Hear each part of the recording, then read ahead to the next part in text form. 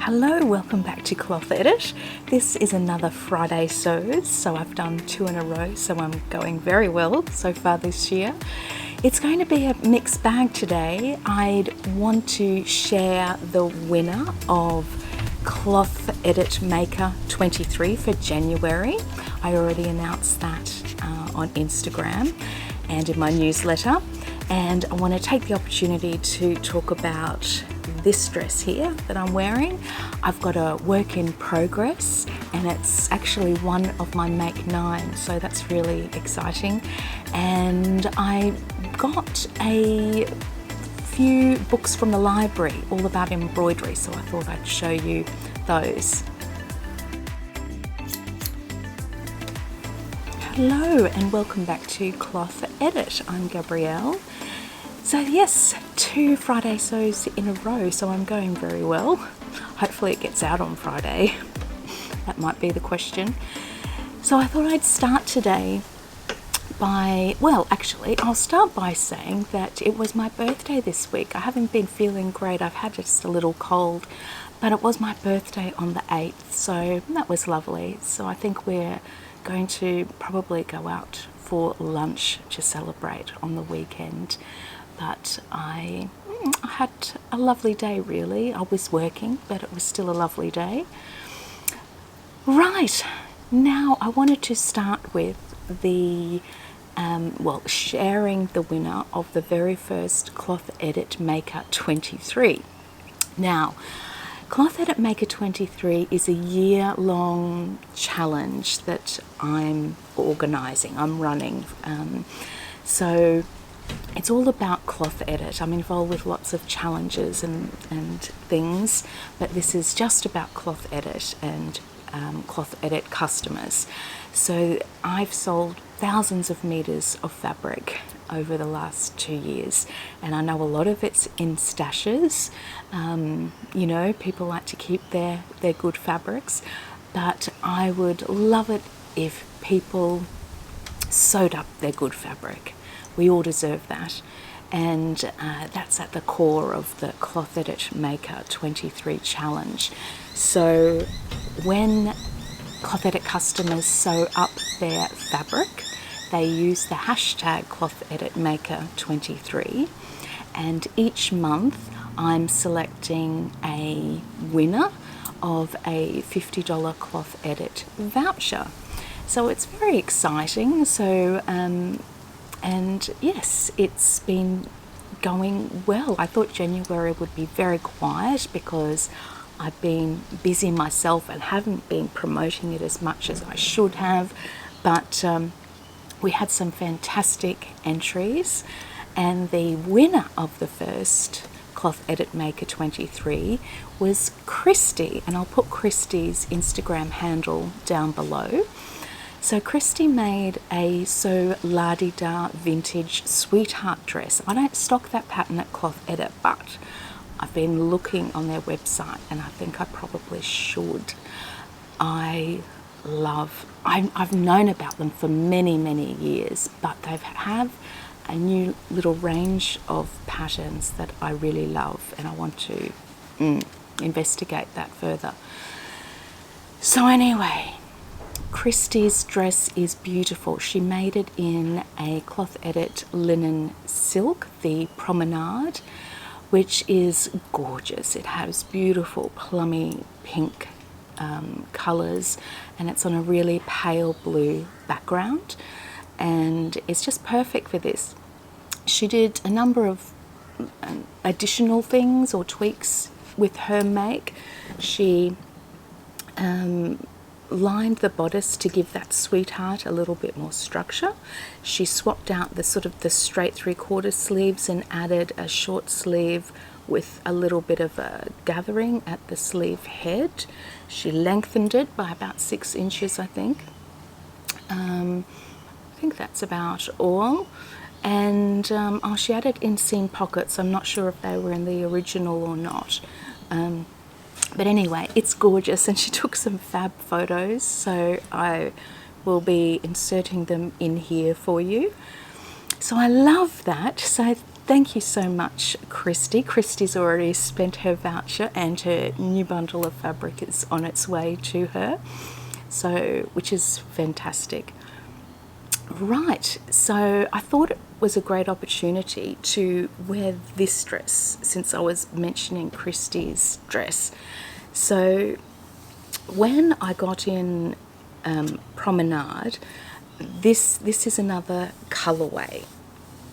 So it's the same print but different colorway, and I'll be inserting photos here so you can see. I can't really get up and show you a full length where I am at the moment, but it's beautiful. I don't normally wear a lot of autumnal tones, and I made this for around Easter, and it has a goldeny, like, you know, a golden colour, antique gold colour in it, and it's you know, variegations of green and white. But what makes it wearable for me, someone who usually wears cooler colours, is that it has this pale pink background, and I love it. So I still have more stock of Promenade and Pavilion at Cloth Edit, so have a look at those two prints. I'm on my last roll of both of them now. So last Easter, just excuse me while I have a little sip. Last Easter I made the Ibi, this dress, and it's a Pauline Alice pattern, and it has many versions. I had to do a little break there because I had a bit of a coughing fit. I think what I was saying was the Ibi has lots of different versions, and for example, there's a surplus bodice version, there's a plain bodice version, but the detail in that one is the ruched sleeve. There's a wrap dress version. There's this one, which is sort of more shirt maker with a concealed button placket. There's a very strappy version, and there's a sweet version with a short sleeve and a plain bodice. And amongst all of that, there's all sorts of skirt variations, so you can mix and match. So it's really endless combinations. I loved the look of the concealed button placket. I made a few alterations. I didn't do the traditional cuffs. I really like elastic cuffs in a lot of my long sleeve things, so I put 5 centimeter wide elastic in my cuffs. I love the sleeves. They're a raglan sleeve, and they're a 2-piece raglan sleeve, so a front and a back shoulder seam running all the way down the middle of the seam of the sleeve. And I swapped out the skirt. I probably, upon reflection, could have just made it as is. So this is the version I made here, and is that it there? That's it there.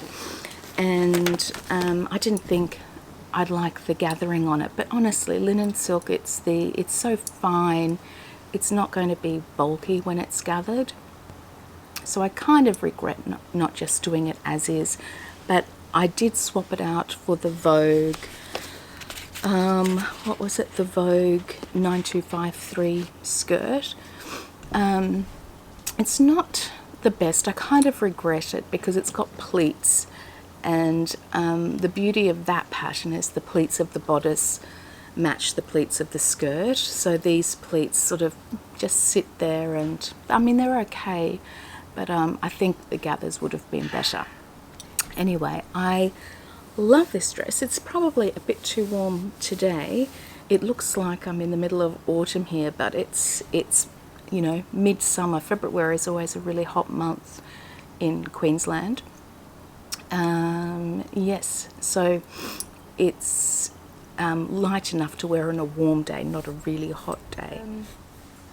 Right, the next thing I wanted to talk about is the my work in progress. And now I mentioned in my Make 9 that one of the things I wanted to make was from the Fibre Mood special magazine, and I'm not going to be able to find the page quickly, I know, but it's the Tallulah blouse. Oh, there it was, the Tallulah blouse, that one there.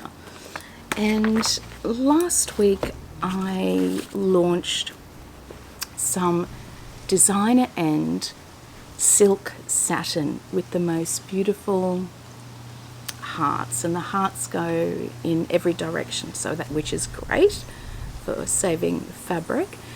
And I thought, oh, I really want to make that blouse in this silk satin. So I've started it. All I have to do is put the waistband at the bottom. But I'm so happy with it. I love this back opening. I followed the instructions, and they do that interesting method of sort of folding the tie in half and sewing it together, and I probably would have preferred to pull it through, you know, do a loop in that traditional way. Nonetheless, I love it. Looks great. I love it. I love the sleeves got, so the bodice and sleeve are cut as one piece, but the lower sleeve has got a seam there and an elastic cuff. Anyway, it's going to look great, but my problem is, I don't have anything to wear with it, really. So I need to hurry up and make a couple of skirts. So I've got two. I want to mix this with the Positano linen. I love the idea of just, you know, a small print next to that really bold multicolour print, and there's enough red in that for it to work. There's beautiful red flowers in that print. So I love the idea of that, and I also love the idea of the safari in red. Now well before I launched the toile linen prints, I had in stock, probably, I don't know, 6 months ago, I got in all I could of this very special linen that was an end of the line. Anyway, it's beautiful red background with safari theme, so zebras and leopards and tigers.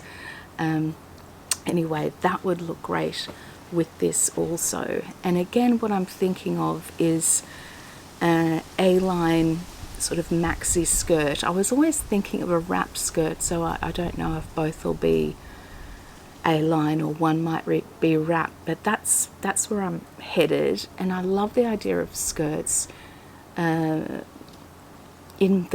I am. Linen skirts will be fine all the way up until probably end of June. Probably I'll be wearing those just with a shirt and a pullover, you know, so it's going to be really versatile. So I'm happy with that. Yeah, so I loved it. There weren't too many pieces to trace out. To help me trace out, I wonder if I've got it here for you to show you. These are, that's sort of what the pattern pieces in a Fibre Mood magazine look like. So there is definitely some overlapping, but what I did was I found the sheets that I needed, and I went around just with a pink felt pen just so I could see the lines clearly before I started tracing, and it just made it so much easier. So I'm going to do that in the future. The last thing I wanted to mention today is that I've been to the local library. Now, I told you last week that I'd ordered an embroidery book from that fantastic Spanish embroidery artist, and that's on its way. It's still a couple of weeks away, and I've since ordered another book as well on embroidery. But before I bought any more, because I love books, I thought I'm going to test them out, get some from the library, my local library. And so I did. And so this is the first one, and it's such a small, it's a small book. So Zaka embroidery, it's a Japanese artist, and this is one of my favorites actually. It's got some really great designs, and in addition to the pattern, it sort of sparks ideas about how to utilize that. So putting the designs on little purses or bags or collars. Yeah, so I find that quite inspiring, that little book. So I've been reading that. The other one is this one by Dara Shah, the Embroidery Handbook. And this has been great just for the basics, learning about needles, and it's great for, you know, it has really good pictures to instruct you on the different stitches. And the other one that came really highly recommended when I was looking at buying that embroidery book I mentioned, this one, the reviews on it are really, really good. So I thought it would be worth getting that out to having a look at it. So I haven't looked through that one yet, but that's called The Stitch Bible by Kate Haxel. So that's it from me. I'm going to go now and rest my voice a little bit. I will see you again very soon because I've got some new fabrics and inspiration for those fabrics to share. So until next time, bye-bye.